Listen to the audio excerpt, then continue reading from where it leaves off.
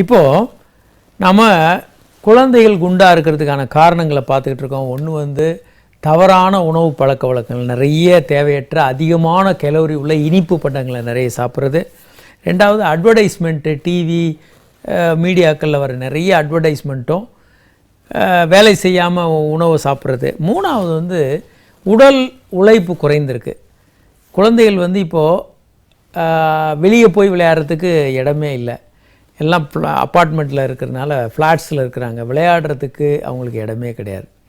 அதனால் indoor games தான், அதுவும் கம்ப்யூட்டர் கேம்ஸு, டிவி கேம்ஸு இந்த மாதிரி போயிட்டுருக்கிறத நீங்கள் பார்க்க முடியும். ஸோ அவுட்டோர் கேம்ஸு அப்படின்றதே அவங்க வாழ்க்கையில் இல்லாமல் போனதை நம்ம பார்க்க முடியும். ஒரு காலர் இருக்காங்க. Hello sir. வணக்கம் சார். வணக்கம், சொல்லுங்கள் சார். காஞ்சிபுரத்துலேருந்து பேசுகிறேன் சார். உங்கள் பேருங்க? கோபால் சார். கோபால், சொல்லுங்கள். எனக்கு வந்து வயசு 28, 29 ஆகுதுங்க. சரி சரி. ஆனால் மேரேஜ் இல்லை. சரிங்க. அடிக்கடி ஆனால் எனக்கு இந்த செக்ஸ் மூடு ஒரு நாள் இல்லை 2 நாள் டைம் அது மாதிரி வந்துனே இருக்கு. நார்மல் தான், நீங்கள் நல்லா ஆரோக்கியமாக இருக்கீங்கன்னு அர்த்தம். அதிகமாக வருது. ஆனால் இந்த இப்போ கூட வந்து பாய்ஸ் டு பாய்ஸ் அந்த மாதிரி பேசிட்டே இருக்கும்போது கூட, ஜாலியாக பேசும்போது கூட அந்த விந்து சீக்கிரமாக ஆகிடுது.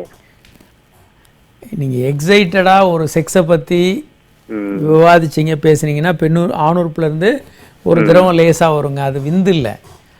விந்து வெளியேற்றுவது என்பது ஒரு சந்தோஷமான ப்ளஷரோட பல்ஸ் மூலமாக எஜாக்குலேட் ஆகும். இப்போ நான் ஒரு பெண்ணோட பேசிட்டுருக்கீங்க, ஒரு ஆண்களோட பேசிகிட்ருக்கீங்கன்னா ஒரு பிசுபிசுப்பான திரவம் ட்ராப்பாக லேசாக அப்படி கசியும்.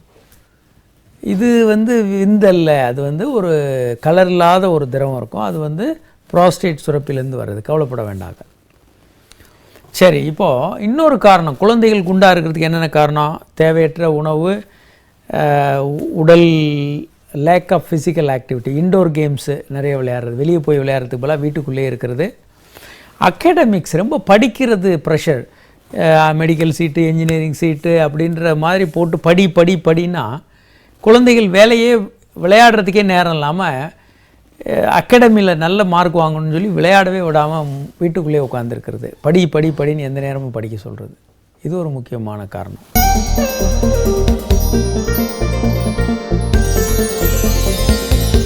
ரகசிய கேள்விகள் இடைவேளைக்கு பின் தொடரும்.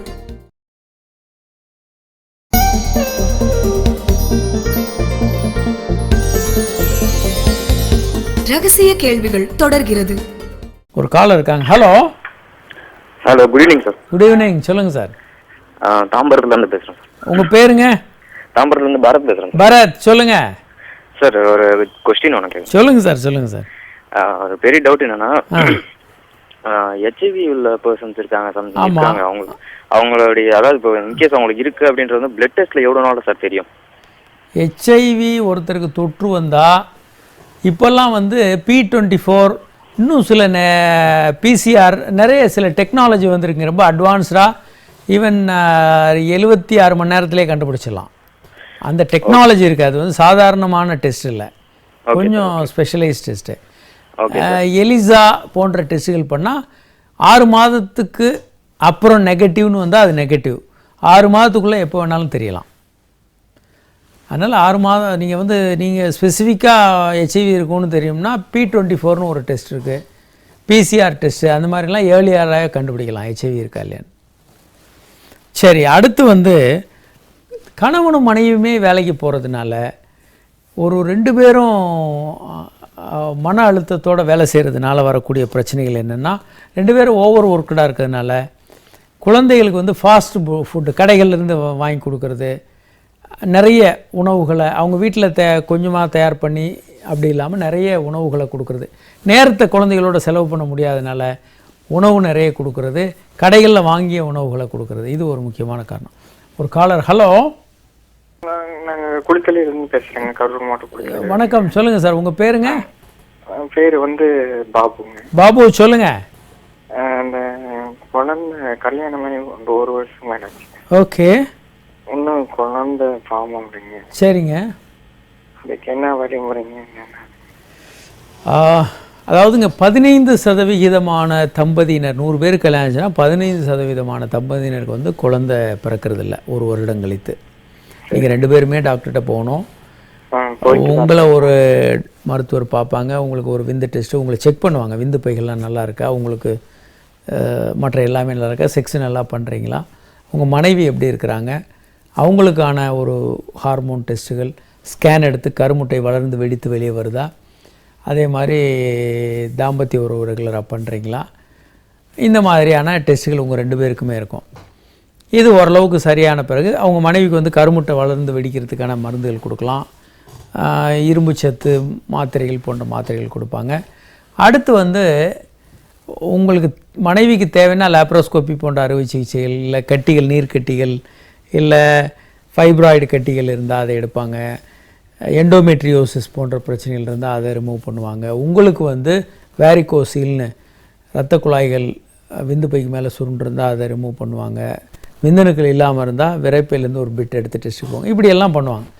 அடுத்ததாக ஐயுஐன்னு பண்ணுவாங்க. உங்கள் விந்து எடுத்து நல்லணுக்களை பிரித்து உங்கள் மனைவியுடைய கர்ப்பப்பையில் போடுறது. பலமுறை நம்ம இந்த நிகழ்ச்சியில் காட்டியிருக்கோம் ஐயுஐ எப்படி பண்ணுறதுன்னு. ஒரு காலர் இருக்காங்க. ஹலோ.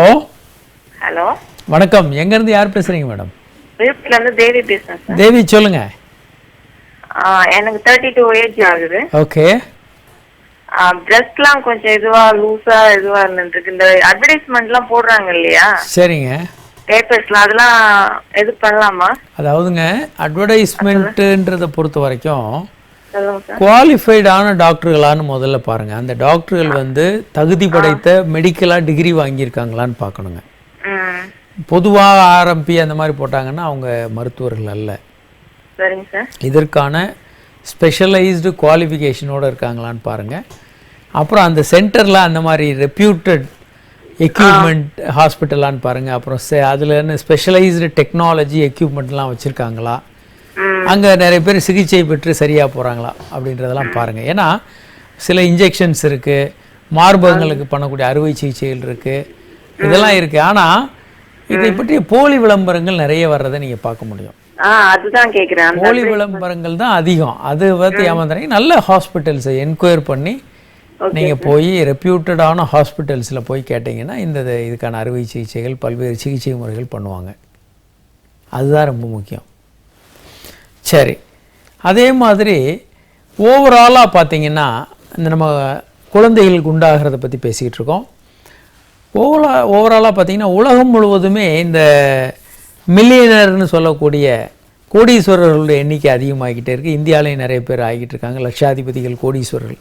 அப்போ இந்த குழந்தைகளுக்கான உணவு, அவங்கெல்லாம் குழந்தைகளை ரொம்ப ஆரோக்கியமாக வளர்க்குறோன்னு சொல்லி நிறைய உணவு கொடுத்து அது அவங்க ஸ்டேட்டஸ் அதிகமாகுது. ஏன்னா உணவு வந்து எப்போதுமே அவைலபிளாக இருக்கும் வீடுகளில்.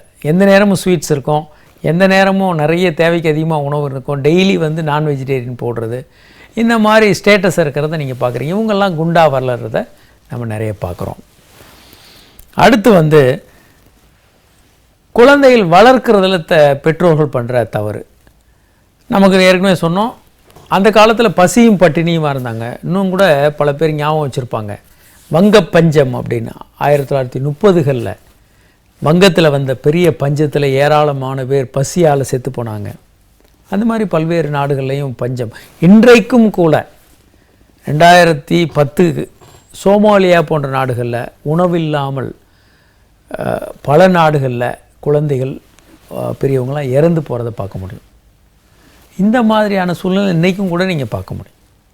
இது போன்ற சூழ்நிலைகளில் பழகி போன மக்களுக்கு இப்போ ஓரளவுக்கு வசதி வந்தவுடனே முதல்ல என்ன பண்ணுறாங்கன்னா, குண்டாக இருக்கிறது ஆரோக்கியம் அப்படின்ற ஒரு கான்செப்டில் எல்லா குழந்தைகளுக்கும் நிறைய திணிச்சு குண்டாக்குறது நம்ம பார்க்குறோம். ஆனால் எப்படி பசியும் பட்டினியுமா ஆரோக்கியம் இல்லாமல் இருக்கிறாங்களோ அது மாதிரி குண்டாக இருக்கிறதும் ஆரோக்கியமின்மையினுடைய ஒரு அடையாளம் என்பது தெரியாமல் இருக்கிறது தான் இதில் சிக்கல். அடுத்து வந்து டெக்னாலஜி. இன்றைக்கி வந்து நமக்கு டெக்னாலஜி அதிகமாக இருக்கிறதுனால எதுக்கும் நம்ம எங்கேயும் போக வேண்டாம், உட்கார்ந்த இடத்துலையே நம்ம எல்லாத்தையும் செய்ய முடியும். நம்மளுடைய கம்ப்யூட்டரில் ஒர்க் பண்ணுறது தான் அன்றைக்கி எல்லாருமே விரும்புகிற ஜாபை தான், கம்ப்யூட்டரில் உட்காந்து. அதனால் நமக்கு மூவ்மெண்ட்டு குறைஞ்சி போகுது. பல்வேறு டெக்னாலஜிகள் பேசுகிறது, நடந்து போய் ஃபோன் எடுக்க வேண்டாம், ரிமோட்டு, டிவிக்கே ரிமோட்டு. நம்ம டிவியை சேனல் மாற்றணுன்னா கூட நடந்து போக வேண்டியதில்லை. அதே மாதிரி எல்லா விஷயங்களும் செல்ஃபோனு எல்லாமே. அப்போது உங்களுக்கு மனித உழைப்புன்றது வெகுவாக குறைந்து போய் சிறு வயதிலேருந்தே இந்த பழக்கம் வந்துடுது. இன்னும் நிறைய விஷயங்கள் நம்ம பேச இருக்கிறோம். முக்கியமான பல்வேறு விஷயங்கள், இந்த குழந்தைகளுக்கு வரக்கூடிய ஒபிசிட்டி, அது சார்ந்த பிரச்சனைகளை எப்படி தவிர்க்கிறது நம்ம தொடர்ந்து பேச போகிறோம். இந்த நிகழ்ச்சியை தொடர்ந்து பாருங்கள். இன்று இந்த நிகழ்ச்சியில் பங்கு பெறல இயலாத வாசகர்கள் உங்கள் கேள்விகளை எங்களுக்கு எஸ்எம்எஸ் மூலமாக அனுப்பலாம்.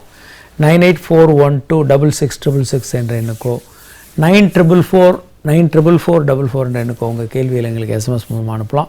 அல்லது hi@drkamaraj.net என்ற மின்னஞ்சல் முகவரிக்கு உங்கள் கேள்விகளை எங்களுக்கு மின்னஞ்சல்களாக அனுப்பலாம்.